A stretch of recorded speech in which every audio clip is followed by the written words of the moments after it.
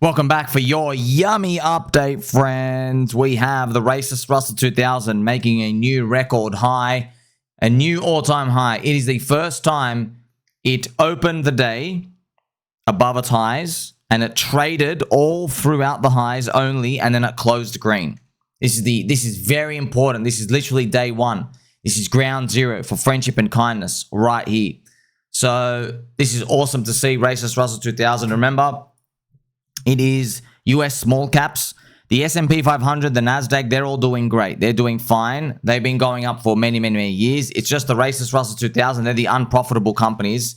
They're like risk on, right? They haven't been doing much. This is the daily chart for the S&P 500. Funny is the S&P 500 has like stalled out and just gone sideways a bit. And then we have the racist Russell 2000 going up. So remember, Russell 2000, there's 2,000 companies. 50% of them don't make money. So people only speculate on them being cheap and turning around when the business cycle's up. Okay, so as these things start to go up, it probably means people are more optimistic about the future. Doesn't necessarily mean it will play out, but that's what is also coinciding, correlating with alt seasons, which is what we're waiting for in crypto, and also just the general top of Bitcoin as well. So Bitcoin here is $122,000. Tasty tube zone, friends. We've had to move the goalposts. We're now at the end of the 4-year cycle. So we might see the four-year cycle, people. If I was to just guess, I just want to guess. We go up in Q4 for a bit, and then it kind of disappoints somewhere. We got to get the 4-year cycle, guys. I don't want them to be like that, friends. Trust me, I want us to go up heaps, and then go sideways for 2 months next year in January, February, and then go up again. That's what I want us to do. It's just that historically, when you have like these final boss Jeets hanging around, the market doesn't like allow them to sell for a 10x, and then the next round of guys to sell for 50x. It doesn't hand out money to everyone like that. What it usually does is, instead of a 10x everyone wants, because that's actually what everybody wants in their portfolios. If you check out the average number, everyone expects about a 10x. So 10 times in their portfolio. Right now, that number, funny, used to be 100, but now they don't have 1 week of wage anymore. Now everyone's significantly invested more. It's kind of funny, over time, the expected return of Bitcoin goes down. And crypto, just crypto all in general, altcoins and everything out here, that's because it's becoming more mature. The growth rate and stuff is going down over time. But it doesn't mean we give up, right? We keep playing it out. Remember, friends, you have Bitcoin maxis like Samson Mao saying, he goes, Samson Mao just broke the news. Alt season isn't coming. So this is what I just want to gently push back to all your crypto KOLs who are bearish. You're all on the same side, you know that. You're literally all on the same side. It's like, yeah, more like 20%. Look, I'm just going to tell you as well, friends. The people who are bullish, they're watching me.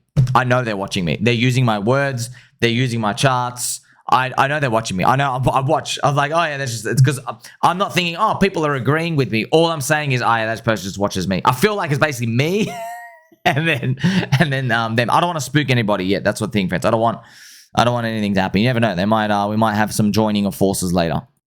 Most crypto KOLs, they could blow off all over. They use a 4-year cycle, some sort of commodity thing, some sort of symmetry, some sort of fractal, yada, yada, yada. Look, even Bitcoin Max is saying alt season is dead and it's never coming back. I will gently, aggressively, ferociously push back against that. You have a PMI reading of 49 right now. To tell me that PMI is never going above 50 ever again, I mean, you're really smoking crack now. We've got 140 years of data. You think that everyone is just going to keep spinning their wheels forever and ever and ever and ever? It's funny. It's funny. But they don't know that, friends. It's just because they got into Bitcoin early, they just shield that 24/7. And you remove all logic. It's just all emotion, right? When it comes to what your expectations are. And when you see the Bitcoin dominance, friends, I want you to remember as well, this is the Bitcoin dominance, yeah? Still very, very, very high. Still very high. With the Bitcoin dominance, remember, AI is still working its way up. It's still improving. Okay, like I think I'm trying to manifest this right now, friends.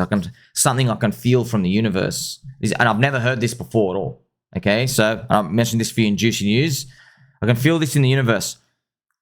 The Russell 2000's got 50% of them. There's 1,000 companies don't make money. We're going to see some poster child companies.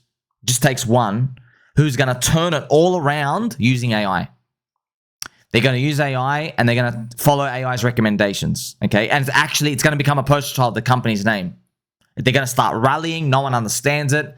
And then like 3 months, 4 months pass by or something. And then the CEO says, we asked AI what to do. And then we fixed everything. It's amazing now. We're like so euphoric, right? And then that might start the frenzy where every company that's not making money, everyone's like, if you're not making money, you should be talking to AI, that type of stuff. That's what I feel would happen. And then suddenly, you know, all these companies that are not profitable in the Russell 2000, you don't mind buying them. They're not making money today. Because you're like, look, man, they're using AI right now. They're going to figure out something in the next 1 or 2 years of how to turn it around instead of bleed. And I'm going to buy it now, even though they're not making money now, because the upside's huge. And then you anchor to one of the unicorns. Okay. And by the way, what I've actually said to you, there is a lot of truth to it because, friends, Palantir, huge run up. Palantir, friends, from 22 went up 3,000%. That's 31x. Okay. And it's one of the most overvalued companies in history in terms of its PE. But this is the technology. Palantir is Peter Thiel's Antichrist AI, right? It literally is a black box. You just feed it information and it tells your company what to do to make money. Okay. And remember, I told you about Tomley. Tomley actually has one company. They did it. They won't tell their name. But yeah, talk to them about how to hedge properly, what to do. And like, friends, even little things like, oh, your workers, maybe like, you know, this department is not big, or this department has been stale, or maybe you can combine a few people's jobs here. It's actually quite interesting just to see the thing about the future and stuff out here. As well, there's a sad part to the Palantir as well. Palantir is what the government's using to spy on all of us. So they built Palantir, friends. So the Palantir technology, it was originally built for the Coconut Intelligence Agency, and they've outsourced it just so they can try and make it public because the government will control it just like basically through the shadows. And what it's meant to do is it's just a giant database on everybody's butthole. Literally, I'm not even joking. You type in anyone's name, it'll bring all of your social media stuff, or it'll have your messages. So that's the crazy part, friends, because it's going to get a direct feed from WhatsApp. So it is scary. Yeah. So they'll be able to access, everybody in government or any persons. Your aliases on the internet, what your emails are, what it thinks your emails are, your locations you've lived, literally everything about your life, everything, right? Everything. And messages. It'll bring up your phone calls. We're all digitalizing that. Yeah, it's literally, like I said, that's unfortunately, is this dystopian with that nature? But hey, let's give us a bull market first. Remember, friends, as well, thank you, Mr. Ade, as well. Where are we going? To the moon. That's great. Let's play some Pumpy G music for us just to celebrate, because it's exactly what we need. Remember, 2025, we're in right now, is Year of the Snake. The Chinese Year of the Snake. A snake sheds its skin and it's untrustworthy. So shedding its skin. I feel like that's what this year was. PDI, biblical shakeout. It literally shed its skin so harsh. There's been shakeouts. With Pulse Chain, the core coins, there's price shedding, but you know, you've had Richard Hart bull posting on everything before it goes down. So there's been like massive psyops there, right? Every time Richard Hart bull posted, it was like the top of something as well. But with actual PDI, we know it was actually shedding of the skin. It was like intent to do that. We also saw shedding of the skin with Ethereum. They're probably quietly getting rid of a lot of the soy parts of that as well. It also really has been a year of the snake, right? Remember, friends, this is the crazy part. Charlie Kirkland, the movie, it's called Snake Eyes, where Nicolas Cage gets assassinated by getting shot in the neck. And the assassin's was named Tyler. And then the weather lady's name was Jezebel, which is, so everything related to Charlie Kirk. So thinking about the year of the snake. Snakes, what are they? They're slippery, they're slimy, there's deception. Yeah, man. But good news. Next year is Year of the Horse. Nay, they say. Nay. Year of the Horse, friends. Okay, I don't know much about horses, but I know they go fast. Okay, horses, they don't even have a reverse mode. It's literally just run straight.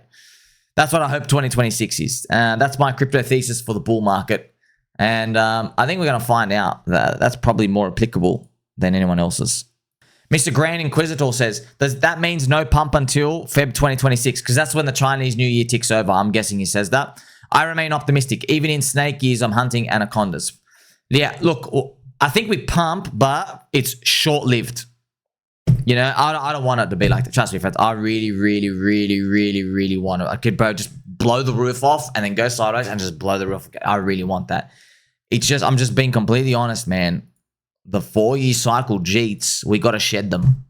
It's, friends, it's year of the snake. We're going to have to shed out the 4-year cycle Jeets. So it might be like everyone thinks it's amazing and then like poof, something like this happens and we actually like shed them out.